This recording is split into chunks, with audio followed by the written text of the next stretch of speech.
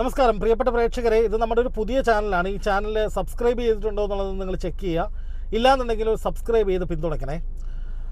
ഞാൻ ബിസിനസ് ആവശ്യവുമായി ബന്ധപ്പെട്ട് ഒരു അത്യാവശ്യ യാത്രയിലായിരുന്നു. ഇടയിലാണ് കാറിൽ വെച്ചിട്ട് രാഹുൽ മാങ്കൂട്ടത്തിന് ജാമ്യം കിട്ടിയെന്ന വാർത്ത കാണുന്നത്. ഈ വാർത്ത കണ്ടപാടെ തന്നെ ഞാൻ കാറ് സൈഡാക്കി. അതിനുശേഷം ഇതുമായി ബന്ധപ്പെട്ട് ചില നിർണായക കാര്യങ്ങൾ നിങ്ങളോട് സംസാരിക്കണമെന്ന് തോന്നി. കാരണം തുടക്കം മുതലേ നിങ്ങളിൽ പലരും ചിന്തിക്കുന്ന ഒരു കാര്യമാണ്, എന്തുകൊണ്ട് രാഹുൽ മാങ്കൂട്ടത്തിനെതിരെ വളരെ പെട്ടെന്ന് ഒരു കേസും പരാതിയും അന്വേഷണവും തുടർന്ന് വീണ്ടും രണ്ടാമത് ഒരു ബാക്കപ്പ് പരാതി പോലെ മറ്റൊരു പരാതിയും ഒക്കെ തുടർച്ചയായി വന്നു എന്നുള്ളത്. കാരണം രാഹുലിനെതിരെ ആദ്യത്തെ ഓഡിയോ ക്ലിപ്പ് റിപ്പോർട്ടർ ചാനലിലൂടെ പുറത്തു വന്ന് ഏതാണ്ട് 3 മാസത്തോളം കഴിഞ്ഞിട്ടാണ് ഇരയുടെ രണ്ടാമത്തെ ഓഡിയോ ക്ലിപ്പ് പുറത്തു വരുന്നത്. തൊട്ടു പിന്നാലെ മുഖ്യമന്ത്രിക്ക് ആ യുവതി പോയിട്ട് പരാതി കൊടുക്കുന്നത്. അപ്പോൾ ഇത്രയും കാലതാമസം എന്തുകൊണ്ട് വന്നു? അതിനിടയിൽ രാഹുൽ മാങ്കൂട്ടത്തിൽ വീണ്ടും പാലക്കാട് സജീവമായി. പക്ഷെ പൊടുന്നനെ അത് ഇല്ലാതാക്കുന്ന വിധത്തിലേക്കുള്ള നിയമപരമായ ഇടപെടലുകൾ പോലീസ്, സർക്കാരൊക്കെ രാഹുലിനെതിരെ, രാഷ്ട്രീയ എതിരാളികൾ കരുത്താർജിക്കുന്നു. അങ്ങനെ രാഹുലിനെതിരെ ഉണ്ടായ നീക്കങ്ങളിലൊക്കെ ഒരു വലിയ അസ്വാഭാവികതയുണ്ട്. അതായത് ഒരു പെൺകുട്ടി പീഡനത്തിന് ഇരയായി കഴിഞ്ഞാൽ, ഇപ്പോൾ ഈ യുവതി എന്ന് പറയുന്നത് ആദ്യത്തെ യുവതി 2 വർഷം കഴിഞ്ഞിട്ടാണ് പരാതി കൊടുക്കുന്നതെന്നാണ് മനസ്സിലാക്കുന്നത്. രണ്ടാമത്തെ പരാതിയും ഏറെക്കാലം കഴിഞ്ഞിട്ടാണ്, ഈ സംഭവം ഉണ്ടായി എന്ന് പറഞ്ഞതിന് ശേഷം ഏറെക്കാലം കഴിഞ്ഞിട്ടാണ് പരാതി കൊടുക്കുന്നത്. സ്വാഭാവികമായിട്ടും എന്തുകൊണ്ട് വൈകിയെന്ന് നമുക്ക് ചോദിക്കാം. അതിൽ നിയമത്തിൽ തന്നെ അതിനുള്ള ഒരു വിവക്ഷ എന്ന് പറയുന്നത് ഇത്തരം കേസുകളിൽ കാലതാമസം ഒരു പ്രശ്നമല്ല, എത്ര കാലം കഴിഞ്ഞിട്ടായാലും പരാതി കൊടുക്കാമെന്നുള്ളതാണ്. അതുകൊണ്ട് ആ പരാതി കൊടുത്തത് അല്ലെങ്കിൽ കൊടുക്കാനുണ്ടായ സാഹചര്യം അത് നിയമപരമായി അത് വാലിഡാണ്. പക്ഷേ ഈ തദ്ദേശ തെരഞ്ഞെടുപ്പിന് തൊട്ടു മുമ്പ് ഒരു വലിയ കോലാഹലം ഇവിടെ ഉണ്ടായത് എങ്ങനെയാണ്? രാഹുൽ മാങ്കൂട്ടത്തിനെതിരെ, കോൺഗ്രസിനെതിരെയൊക്കെ, അല്ലെങ്കിൽ ആ വിഷയം മാത്രം ചർച്ച ചെയ്യുന്ന വിധത്തിൽ ഒരു വലിയ കോലാഹലം 2 ആഴ്ചക്കാലത്തോളം ഉണ്ടായത് അതെങ്ങനെയാണ്? അതിന് പിന്നിലാണ് ഒരു ഗൂഢാലോചനയുണ്ട് എന്ന വാദം പ്രസക്തമായി നിൽക്കുന്നത്. നിങ്ങൾ പലർക്കും ആ സംശയമുണ്ടാകാം, ആ വാദമുണ്ടാകാം.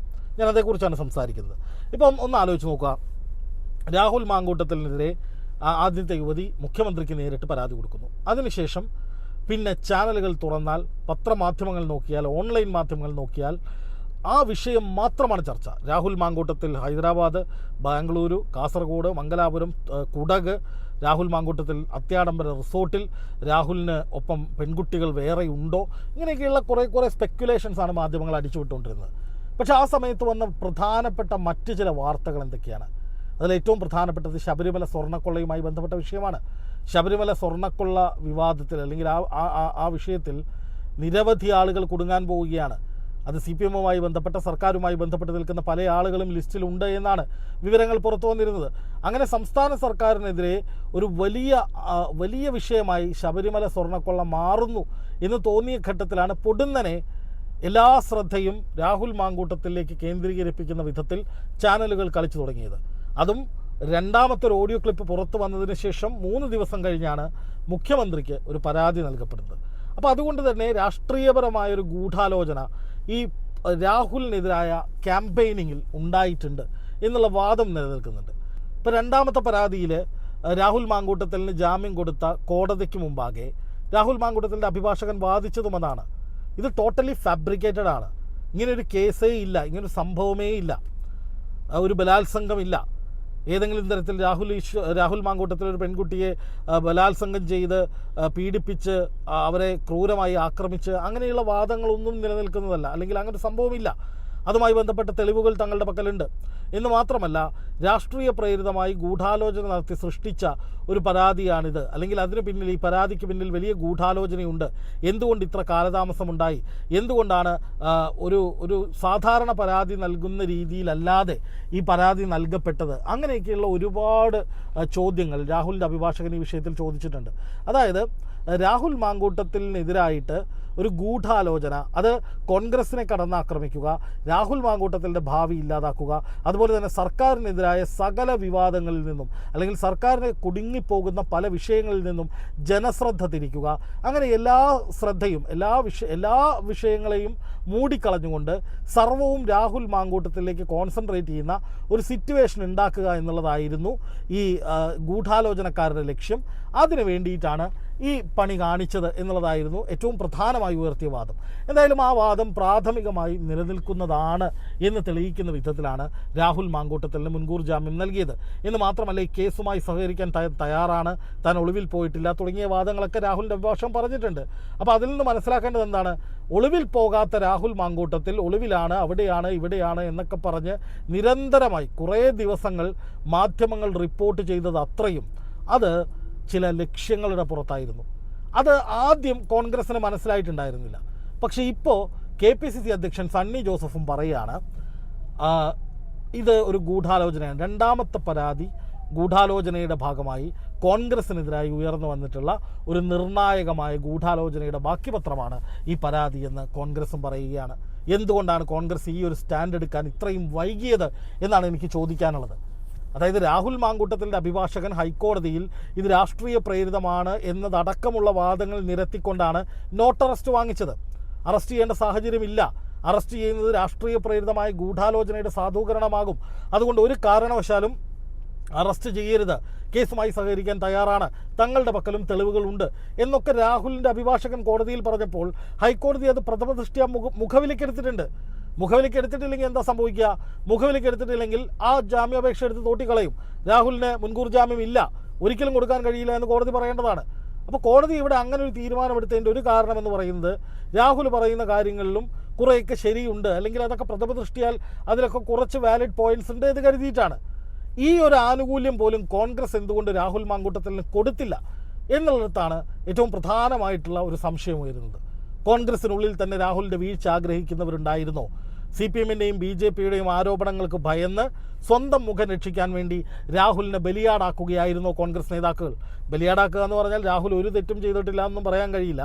കാരണം ഇതുപോലുള്ള പല വിഷയങ്ങളും അന്തരീക്ഷത്തിലുണ്ട്. എന്ന് മാത്രമല്ല, രാഹുൽ മിസ്റ്റർ ക്ലീൻ ആണ് എന്ന നിലയിലേക്ക് നമ്മളും പറയുന്നില്ല. പക്ഷേ ഈ ഒരു കേസിൻ്റെ ഓരോ കേസിൻ്റെ അടിസ്ഥാനത്തിൽ ആ ഇര കൊടുത്ത മൊഴി അല്ലെങ്കിൽ ഇരയുമായി ബന്ധപ്പെട്ട കാര്യങ്ങളൊന്നും നമ്മൾ അതിൻ്റെ ഒന്നും മെറിറ്റിലേക്ക് പോകുന്നില്ല. രാഹുലിൽ കേന്ദ്രീകരിച്ചാണ് നമ്മൾ വിഷയം സംസാരിക്കുന്നത്. അപ്പോൾ സ്വാഭാവികമായിട്ടും ഇങ്ങനെയുള്ള ഒരുപാട് ലൂപ്പ് ഹോളുകൾ ഈ കേസുകളിൽ ഉണ്ട് എന്ന് രാഹുലിൻ്റെ അഭിഭാഷകന് കോടതിയെ ബോധിപ്പിക്കാൻ കഴിഞ്ഞെങ്കിൽ എന്തുകൊണ്ട് ഈ ആനുകൂല്യം പോലും കോൺഗ്രസ് നൽകിയില്ല എന്നുള്ളതൊരു ചോദ്യമാണ്. രാഹുൽ മാങ്കൂട്ടത്തലിനെ മുൻകൂർ ജാമ്യാപേക്ഷ തള്ളി ഉടനെ പുറത്താക്കി. മുൻകൂർ ജാമ്യം നൽകുന്നില്ല, നോട്ട് അറസ്റ്റാണ്, മുൻകൂർ ജാമ്യം 15-ാം തീയതി പരിഗണിക്കുമെന്ന് ഹൈക്കോടതി ആദ്യ കേസിൽ പറഞ്ഞപ്പോൾ തന്നെ രാഹുലിനെ പിടിച്ച് പുറത്താക്കി. അപ്പോൾ അടുത്ത പരാതി വരികയാണ്. ഈ അടുത്ത പരാതി എന്ന് പറയുന്നത് ടോട്ടലി ഫാബ്രിക്കേറ്റഡ് ആണ് എന്ന് KPCC അധ്യക്ഷൻ ഇപ്പോൾ പറയുകയാണ്.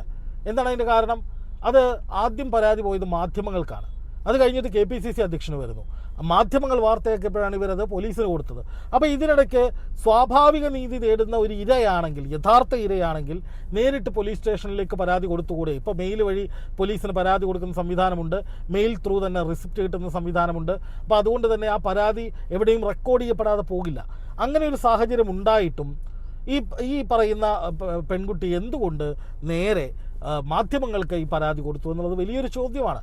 അപ്പോൾ ആദ്യത്തെ കേസിൽ ജാമ്യം കിട്ടിയാലും രണ്ടാമത്തെ കേസിൽ പിടിച്ചകത്തിടുക എന്നൊരു തന്ത്രം, രാഷ്ട്രീയ തന്ത്രം കൂടി ഇതിന് പിന്നിൽ ഉണ്ടായിരുന്നോ എന്ന ചോദ്യം സ്വാഭാവികമായി ഉയരുന്നുണ്ട്. അതുതന്നെയാണ് ഇപ്പോൾ KPCCയും ചോദിച്ചത്. അതായത് രാഹുലിനെ പിന്തുണയ്ക്കുന്നവർ ഏറെക്കാലമായി പറഞ്ഞിരുന്ന ഗൂഢാലോചന സിദ്ധാന്തം, അത് കോൺഗ്രസിനെ ലക്ഷ്യം വെച്ചിട്ടുള്ള ഒരു ഗൂഢാലോചനയുടെ ഭാഗമാണ് എന്ന നിലയിലേക്ക് പ്രാഥമികമായെങ്കിലും കോൺഗ്രസും ഇപ്പോൾ തിരിച്ചറിയുന്നു. കാരണം രാഹുൽ മാങ്കൂട്ടത്തിൽ വീണു, അടുത്തത് ഷാഫി പറമ്പിലാണ്, അതിനുശേഷം VD സതീശനാണ് എന്നൊക്കെ CPM അനുകൂലികൾ വ്യാപകമായി പ്രചാരണം നടത്തിക്കൊണ്ടിരിക്കുകയാണ്. ഇപ്പോൾ CPM അനുകൂലമായിട്ടുള്ള പല പേജുകളിലും അന്ന് വന്ന പോസ്റ്റുകൾ എന്ന് പറയുന്നത് രാഹുൽ വീണു, അടുത്തത് ഷാഫി, ഇനി ഒരു പരാതി കൂടി വരാനുണ്ട്, അത് ഷാഫി പറമ്പിലിനെ കൊടുക്കുന്നതായിരിക്കും എന്നൊക്കെ പറഞ്ഞുകൊണ്ട് നിരവധി വാദങ്ങൾ ഈ CPM സൈബർ അണികൾ അതിനിടയിൽ ഉയർത്തിയിട്ടുണ്ട്. അപ്പോൾ സ്വാഭാവികമായിട്ടും ഇതിലൊക്കെ ഒരു രാഷ്ട്രീയ ഗൂഢാലോചന ഒളിഞ്ഞിരിപ്പുണ്ട്. ഞാൻ പറയുന്നത് ഈ കേസിൻ്റെ മെറിറ്റിലേക്ക് ഞാൻ പോകുന്നില്ല, അത് കോടതിയാണ് തീരുമാനിക്കേണ്ടത്. പക്ഷേ ആ കേസുകൾ കൈകാര്യം ചെയ്ത രീതിയിൽ, ആ കേസുകൾ ആഘോഷിക്കപ്പെട്ട രീതിയിലൊക്കെ ഒരു വലിയ ഗൂഢാലോചനയുടെ മണമടിക്കുന്നുണ്ട്. ഇപ്പോൾ അതിൽ തന്നെ നിങ്ങളൊന്ന് ആലോചിച്ച് നോക്കുക, ഈ മാധ്യമങ്ങളുടെ നിലപാട്. ആ തദ്ദേശ തെരഞ്ഞെടുപ്പിൻ്റെ ആദ്യഘട്ടം തുടങ്ങുന്നതിന് തൊട്ട് മുമ്പ് വരെ എല്ലാ ദിവസവും രാഹുൽ വിഷയമായിരുന്നു കത്തിച്ചുകൊണ്ടിരുന്നത്. പൊടുന്നനെ രാഹുൽ വിഷയം അങ്ങോട്ട് അസ്തമിച്ചു. ഇന്നാണെങ്കിൽ പോലും ആ ഒരു വാർത്ത, രാഹുലിന് മുൻകൂർ ജാമ്യം എന്ന വാർത്ത ഒന്ന് കൊടുത്ത് അവസാനിപ്പിച്ചു എന്നതിനപ്പുറത്തേക്ക് രാഹുലിൻ്റെ ഭാഗം ശരിയായോ, രാഹുൽ രാഷ്ട്രീയ പ്രേരിതമായ ഗൂഢാലോചനയാണ് നടത്തിയത് എന്ന വാദം കോടതി അംഗീകരിച്ചോ, രാഹുലിനെതിരെ ഗൂഢാലോചന നടന്നിട്ടുണ്ടോ തുടങ്ങിയ വിഷയങ്ങളെക്കുറിച്ചൊന്നും മാധ്യമങ്ങൾക്ക് ചർച്ച ചെയ്യേണ്ട. അത് ബയസ്ഡ് ആണ്, ഏകപക്ഷീയമാണ്. രാഹുലിനെതിരായ വാർത്തയാണെങ്കിൽ ആഘോഷിക്കുക, ചർച്ച ചെയ്യുക. രാഹുലിന് അനുകൂലമായി എന്തെങ്കിലും ഒരു നടപടി ഉണ്ടായാൽ ജസ്റ്റ് ഒരു വാർത്ത കൊടുത്ത് അവസാനിപ്പിക്കുക എന്ന നിലയിലേക്ക് മാധ്യമങ്ങൾ നിലപാട് സ്വീകരിക്കുന്നത് ഏതെങ്കിലും ഗൂഢാലോചനയുടെ ഭാഗമാണോ സംശയിക്കേണ്ടിയിരിക്കുന്നു. അപ്പോൾ അത്തരം ഒരുപാട് ഗൂഢാലോചനാ സിദ്ധാന്തങ്ങൾ, സംശയങ്ങൾ അന്തരീക്ഷത്തിൽ നിൽക്കുമ്പോഴാണ് ഇപ്പോൾ KPCCക്കും കുറച്ചൊക്കെ തിരിച്ചറിവുണ്ടായി എന്ന നിലയിലേക്ക് സണ്ണി ജോസഫിൻ്റെ സംസാരം വരുന്നത്. അതുപോലെ കോടതിയും ഈ വിഷയത്തിൽ രാഹുലിന് മുൻകൂർ ജാമ്യം കൊടുക്കുമ്പോൾ ഈ ഗൂഢാലോചനാ സിദ്ധാന്തത്തെ പ്രാഥമികമായെങ്കിലും പരിഗണിച്ചിട്ടുണ്ട് എന്ന വാദവും വരുന്നുണ്ട്. അതും രാഹുലിന് അനുകൂലമായ ഒരു നീക്കമാണ്. എന്തായാലും രാഹുലിനെ വളഞ്ഞിട്ടാക്രമിച്ച് അവസാനിപ്പിക്കുക എന്ന രീതിയിൽ നിന്ന് മാറ്റങ്ങൾ വരുന്നുണ്ട്. അത് പൂർണ്ണമായും വിജയത്തിലാകുന്നില്ല എന്നുള്ള യാഥാർത്ഥ്യമാണ് നമ്മളിവിടെ കാണുന്നത്.